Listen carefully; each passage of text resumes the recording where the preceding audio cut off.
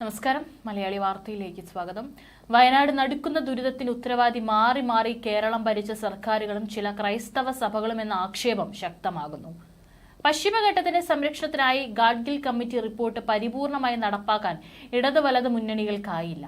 കേരളത്തിലെ ചില ക്രൈസ്തവ സഭകളും കർഷക സംഘടനകളും റിപ്പോർട്ടിനെതിരെ രംഗത്തെത്തി.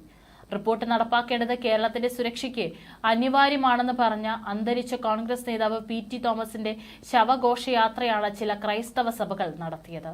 ഇത്തരത്തിലുള്ള അനാസ്ഥകൾക്ക് പ്രകൃതി നൽകിയ മറുപടിയാണ് വയനാട് ദുരന്തം. തെക്ക് കന്യാകുമാരി മുതൽ വടക്ക് തപ്തി തീരം വരെ നീണ്ടുകിടക്കുന്ന പാരിസ്ഥിതിക ആവാസ വ്യവസ്ഥയാണ് പശ്ചിമഘട്ടം. തെക്ക് പടിഞ്ഞാറൻ ഇന്ത്യയിലെ തമിഴ്നാട്, കേരളം, കർണാടക, ഗോവ, മഹാരാഷ്ട്ര, ഗുജറാത്ത് സംസ്ഥാനങ്ങളിൽ പശ്ചിമഘട്ടം സ്ഥിതി ചെയ്യുന്നു. ഏതാണ്ട് 25 കോടി ജനങ്ങളുടെ ആവാസ സ്ഥലമാണിത്. ഏറ്റവും പ്രധാനപ്പെട്ട സ്ഥാനമാണ് കേരളത്തിനുള്ളത്. പശ്ചിമഘട്ട മലനിരകളുടെ സംരക്ഷണമാണ് ഗാഡ്ഗിൽ കമ്മിറ്റി മുൻപോട്ട് വയ്ക്കുന്നത്. പശ്ചിമഘട്ടത്തിന്റെ വികസനവും പരിസ്ഥിതി പരിപാലനവും പ്രദേശവാസികളുടെ പങ്കാളിത്തത്തോടെ നടത്താവുന്ന സംരക്ഷണം, വികസന പ്രവർത്തനങ്ങൾ എന്നിവ റിപ്പോർട്ടിൽ പറയുന്നു. പശ്ചിമഘട്ടത്തിന്റെയും തൊട്ടടുത്ത പ്രദേശങ്ങളിലെയും പാരിസ്ഥിതിക തകർച്ചയുടെ പശ്ചാത്തലത്തിലാണ് ഗാഡ്ഗിൽ റിപ്പോർട്ട് രൂപപ്പെടുന്നത്. തെക്കേ ഇന്ത്യയുടെ ജലസ്രോതസ്സും ജൈവ വൈവിധ്യ കലവറയുമാണ് പശ്ചിമഘട്ട മലനിരകൾ. അറബിക്കടലിൽ നിന്ന് ഉയരുന്ന നീരാവി നിറഞ്ഞ കാറ്റിനെ തടഞ്ഞു നിർത്തി മഴ പെയ്യിക്കുന്നത് ഈ മലനിരകളാണ്. മഴ വളരെയേറെ ലഭിക്കുന്ന ഈ പ്രദേശം മെച്ചപ്പെട്ട പരിസ്ഥിതിയും ജൈവ വൈവിധ്യവും ഉള്ളതാണ്. ലോകത്തിലെ 35 ജൈവ വൈവിധ്യ സമ്പന്നമായ സ്ഥാനങ്ങളിൽ ഒന്നാണ് പശ്ചിമഘട്ടം. സംസ്ഥാനത്തെ പ്രകൃതി ചൂഷണത്തെക്കുറിച്ചും വേട്ടയെക്കുറിച്ചും ഗാഡ്ഗിൽ പറഞ്ഞത് നമ്മൾ ബോധപൂർവം അവഗണിച്ചതിന്റെ ഫലമാണ് കഴിഞ്ഞ കുറെ നാളുകളായി അനുഭവിക്കുന്നത്. ഒരു പാഠവും മലയാളി പഠിക്കുന്നില്ലെന്നാണ് ഓരോ ദുരന്തവും ഓർമ്മിപ്പിക്കുന്നത്. മലനിരയും മണ്ണും നദികൾ ഉൾപ്പെടെയുള്ള ജലസ്രോതസ്സുകളും വികസനത്തിന്റെ പേരിൽ വ്യാപകമായി നശിപ്പിക്കപ്പെടുകയാണ്. തടയേണ്ട സർക്കാരുകൾ നോക്കുകുത്തിയായി നിൽക്കുന്നു. പശ്ചിമഘട്ട മലനിരകൾ കോറികൾ ഉണ്ടാക്കി. സർക്കാരുകളുടെ ഒത്താശയോടെയായിരുന്നു ഇത്.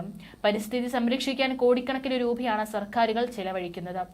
UDF സർക്കാരുകളുടെ കാലത്താണ് ഏറ്റവും കൂടുതൽ പ്രകൃതി നശീകരണം നടന്നിട്ടുള്ളത്.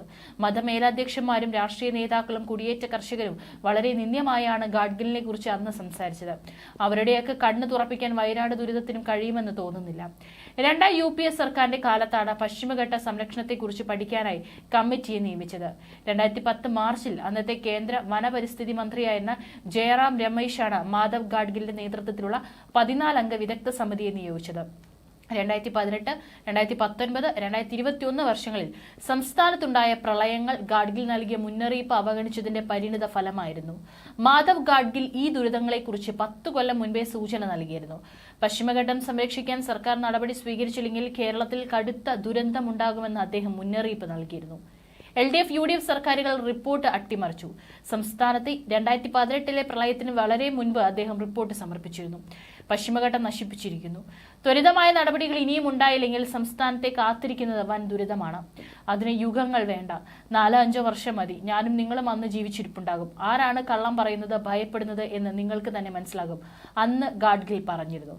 ആരാണ് കളവ് പറഞ്ഞതെന്നും ഭയന്നിരുന്നതെന്നും വ്യക്തമായെങ്കിലും സംസ്ഥാനത്തെ ഭൂരിപക്ഷവും ഇപ്പോഴും യാഥാർത്ഥ്യം അംഗീകരിക്കാൻ തയ്യാറായില്ല. പരിസ്ഥിതി ലോല പ്രദേശങ്ങൾ സംരക്ഷിക്കണം, കോറികളും ഖനനവും നിയന്ത്രിക്കണം, പരിസ്ഥിതി അനുകൂല നിലപാടുകൾ ഉണ്ടാകണം. ഗാഡ്ഗിൽ റിപ്പോർട്ട് ആവശ്യപ്പെട്ടപ്പോൾ അന്ന് പ്രതിപക്ഷമായിരുന്ന LDFും ഭരണം നടത്തിയിരുന്ന UDFും അതിനെതിരെ രംഗത്തെത്തി. ക്രൈസ്തവ സഭകളുടെ നേതൃത്വത്തിൽ കേട്ടുകേൾവിയില്ലാത്ത കലാപങ്ങളാണ് അഴിച്ചുവിട്ടത്. ജനങ്ങൾ തെരുവിലിറങ്ങി ഗാഡ്ഗിൽ റിപ്പോർട്ട് കത്തിച്ച് പ്രതിഷേധിച്ചു. സർക്കാർ സ്ഥാപനങ്ങൾ അഗ്നിക്കിരയാക്കി. അവരൊക്കെ ഇതല്ല, ഇതിനപ്പുറം സംഭവിച്ചാൽ നിലപാട് മാറ്റുമെന്ന് തോന്നുന്നില്ല. ഇവരുടെയൊക്കെ ആർത്തി അത്രയ്ക്കാണ്. പരിസ്ഥിതി ഉണ്ടെങ്കിലേ മനുഷ്യജീവിതം സാധ്യമാകൂ എന്ന യാഥാർത്ഥ്യം ഇവർ തിരിച്ചറിയുന്നില്ല. പശ്ചിമഘട്ട മലനിരകളുടെ രൂപീകരണം എത്രയോ കോടി വർഷങ്ങൾക്ക് മുൻപാണെന്ന് ശാസ്ത്രജ്ഞർ അനുമാനിക്കുന്നു. മെഡഗാസ്കർ വേർഷൻ തിരിഞ്ഞ് 2 കോടി വർഷങ്ങൾക്ക് ശേഷം ഇന്ത്യ ഉൾപ്പെട്ട ഭൂപ്രദേശം വടക്കോട്ട് നീങ്ങുന്നതിനിടെ വലിയ അഗ്നിപർവ്വത സ്ഫോടനം നടന്നെന്നും പറയുന്നു. തുടർന്ന് 1 കോടി കൊല്ലം കൂടി കഴിഞ്ഞപ്പോൾ ഇന്ത്യൻ ഖണ്ഡം ഏഷ്യ വൻകരയുമായി കൂട്ടിയിടിച്ചെന്നും ശാസ്ത്രജ്ഞർ കരുതുന്നു. ഇവിടെ ജനവാസം ആരംഭിച്ചിട്ട് ഏകദേശം 3000 വർഷങ്ങളെ ആയിട്ടുള്ളൂ എന്നും കണക്കാക്കുന്നു. ഭൂമിശാസ്ത്രപരമായി ഉത്തരാക്ഷാംശം 7 ഡിഗ്രിക്കും 23 ഡിഗ്രിക്കും ഇടയിലാണ് പശ്ചിമഘട്ടം സ്ഥിതി ചെയ്യുന്നത്. ഇവിടെ മാത്രം കാണുന്ന ചില സന്ധ്യ ജന്തു വിഭാഗങ്ങളുണ്ട്. അതിൽ ചിലത് വംശനാശ ഭീഷണി നേരിടുന്നതാണ്. ലോകത്തെവിടെയുമില്ലാത്ത സസ്യജീവജാലങ്ങളുടെ ആവാസ കേന്ദ്രമാണിവിടം. ധാരാളം ശുദ്ധജല ചതുപ്പുകൾ ഇവിടെയുണ്ട്. ധാരാളം തണ്ണീർത്തടങ്ങളുണ്ട്. 1920 മുതൽ 1990 വരെ പ്രദേശത്തെ 40% വനസമ്പത്ത് നശിപ്പിച്ചതായി പഠനങ്ങൾ പറയുന്നു. കാണിക്കുന്നു. വികസന പ്രവർത്തനങ്ങളുടെ മറവിൽ നടക്കുന്ന കയ്യേറ്റങ്ങളാണ് പ്രധാന വിഷയം.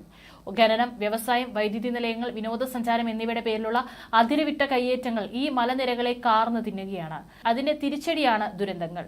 അത് മനസ്സിലായിട്ടും കൃത്യമായി ഇടപെടാൻ ആരും ഇച്ഛാശക്തി കാണിക്കുന്നില്ല.